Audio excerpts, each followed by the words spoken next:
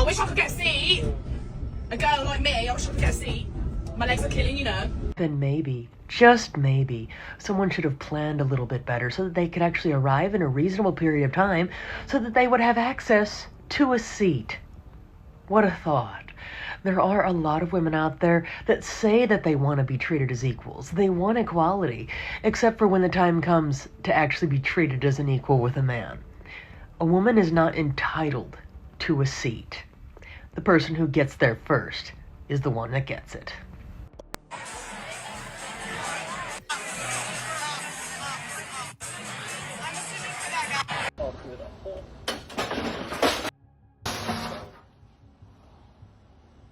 You serious?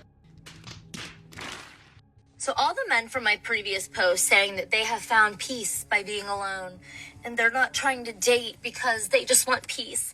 Are you trying to say that we don't bring peace to your life? Yes, men are choosing peace over dealing with entitled women with bad attitudes and mindsets. We already know they don't like being told no, but one thing they especially don't like is men denying them relationships or marriage.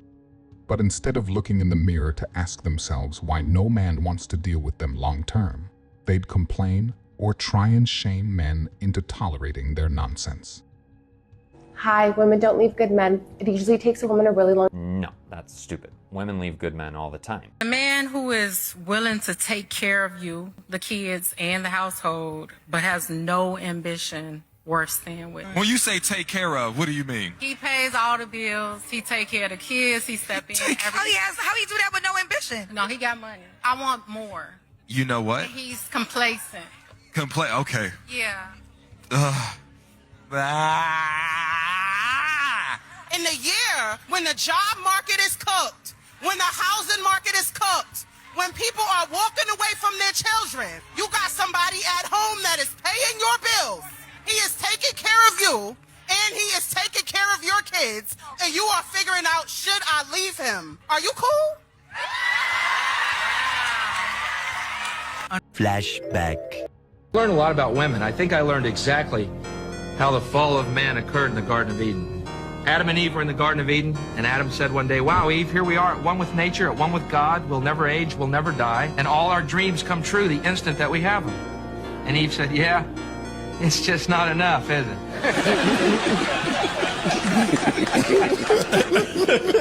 No, that's not funny. I was just waiting for more. Well, that was kind of his point. End of flashback. This is one of my all-time favorite clips because of how true it is. This woman asked if she should leave her husband because what they had wasn't good enough and she wanted more. It doesn't matter that he's a great father or a great husband. She thinks the grass is greener on the other side and is willing to destroy her own family and marriage solely because he isn't rich enough for her liking. Unfortunately, for a lot of men, there are so many women telling them you have to be more ambitious. And it's because they want the ambition to look like what they want it to look like.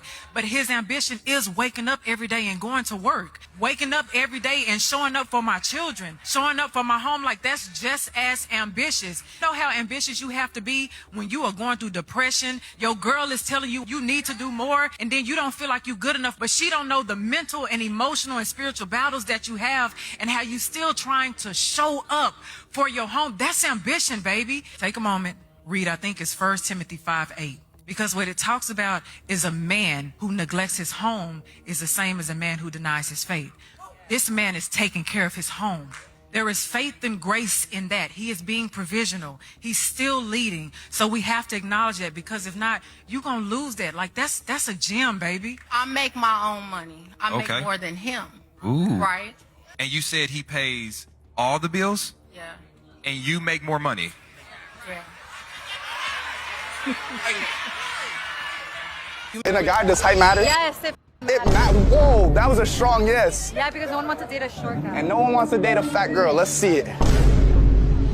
145? No, I'm not. No. You don't look 145? 145, that's a wrong scale. They always blame it on the scale. Maybe it's just the diet. Height matters in a guy. Yes. It does?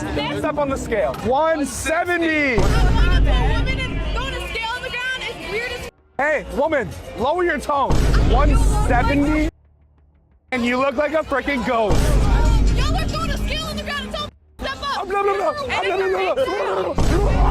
up. Does height matter in a guy? It does matter? Step on the scale. Wait, why not though? You just feel uncomfortable with that, right? Judging guys, how do you think they feel? How am I rude for that? It's a double standard, you're rude. I see who the real narcissists are.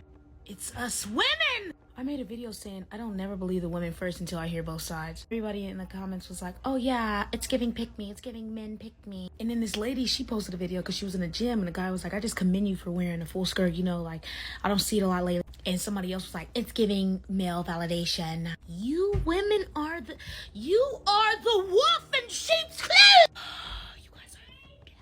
Oh my God, it's so clear. Women try to portray this image that men are just horrible people when in reality, it's us. It's because their behavior goes unchecked. When they are used to getting away with nearly everything that they do, it's not a surprise when they start acting the way they do today. If you have enjoyed the video this far and want to see more like it in the future, I would greatly appreciate it if you liked the video.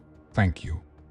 Some of the misogynist things you have said about women in your sermon about how women have created a shameless society and most women are little, and that it was okay to call Sandra Fluck and that you shouldn't put women in powerful businesses, and that if you leave women alone in the family, they destroy the family. I don't know if you noticed or not. I don't know if you noticed or not, but the liberal Democrat women are calling themselves. They came out with a so-called group of women who are within the Democratic Party, and they are admitting that they're. And they were saying that they're proud of it. Are you talking about that group that protested? That group that protested. It's a completely different thing. And I'm okay with that. I just don't want to pay for it. No. If these women, the liberal women, want to have sex out of wedlock, they won't come. Creating a shameless society, and they are destroying the family, and they shouldn't be put in powerful businesses. Address that. Women should not be in powerful businesses. I think that most Americans know that liberal women are destroying the family. You said women. They hate men. They hate society as it is. That is absolutely false. Sean, do I hate men? Even when they're teaching, you started this. I'm letting you two go. Even when they're teaching in the public school system, they're teaching everything but academic. You are a pastor distorting God's word for misogyny, for misogynist purposes. What do you mean? When you say women are just, you leave a woman alone in charge of a family and she destroys the family? We allowed the National Organization of Women Who Hate Men to come in years ago. You're not answering anything that I'm saying. The Women Live group. We left them alone. There's no such thing as the National Organization. We left them alone. There is. No, there isn't. We left them alone. Look what condition we are in today. Out of wedlock birth, abortion. All right, I got to step in because I can't let the hijacking go on forever. But I'm telling the truth about this. It's not sexist to criticize men for the bad things that they do, but if you dare criticize women for the bad things they do, you're an evil misogynist. Now ask yourself, why are many women so openly proud about the degeneracy that they engage in? It's because no one's allowed to criticize any of it, leading to the shameless society we see today. I'd say I have this one trained. I say, you got to get knocked up the side of the head. It likes to talk like it. So every week for the past year, me and Kayla have been doing the chores on Wednesday. She cleans the inside of the house, I go up on the roof and clean the gutters. Alright, I'm going to clean the gutters. Thanks for helping me, baby. Love you. Love you. She has been extremely appreciative of the extra help around the house. The best part about it is I don't even have gutters. And Kayla will never know.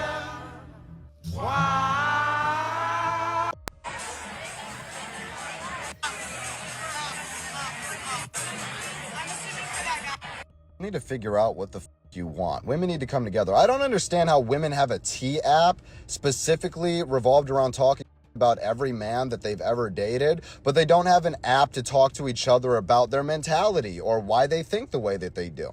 So how the do you legitimately go 5 to 10 years talking about how men need to stop being disrespectful and catcalling, and men need to respect women, and then in the same breath turn around when you're not getting validated and not getting attention and go, men are weird because they don't talk to women anymore. Men aren't men anymore because they don't approach girls. When y'all are literally the reason for that.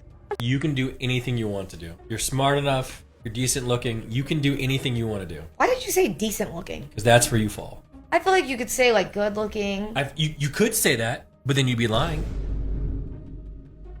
I mean... Hey, I'm right there with you. You're not alone. I mean, you were in the same bracket? Well, I'm ahead of you, but yeah.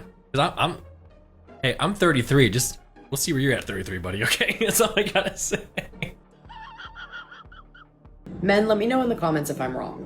Men genuinely believe that no one gives a f, no one is coming to save you, and they are totally alone. But what if I told you they had reason to believe this? I would encourage you to go watch some YouTube videos from a woman named Nora Vincent. Nora lived as a man named Ned for 18 months. In 2006, she wrote a book called Self-Made Man about the experience. She was treated so poorly as a man that sometimes she was actually physically sick. Her key takeaway wasn't that women don't struggle. It was that men's struggle is entirely different and completely misunderstood by women. So there's a constant internal stress and an internal battle that men are facing that often the women in their lives don't see and often can't understand. After the experience, she struggled so much with depression that she actually unalived herself. Ladies, if you look at the suicide rates among men, you can see there's something going on and there's a problem. Sometimes I think we forget that men are emotional and they do have feelings and they do need support. When I learned this and really understood it as a woman, I understood why a man wants peace in a partner. That's what he'll seek. Someone who will bring him peace, not just externally, but internally. Something that will help him win the war he's fighting in himself. Ladies, I encourage you very much to just go talk to someone you know, a guy you know. Try to get them to open up. Ask how they're really feeling or thinking, and it'll be hard. They might not want to do that, but I think you'd be shocked at what you would hear. If you enjoyed this video, I promise you will love this next video. I will see you there.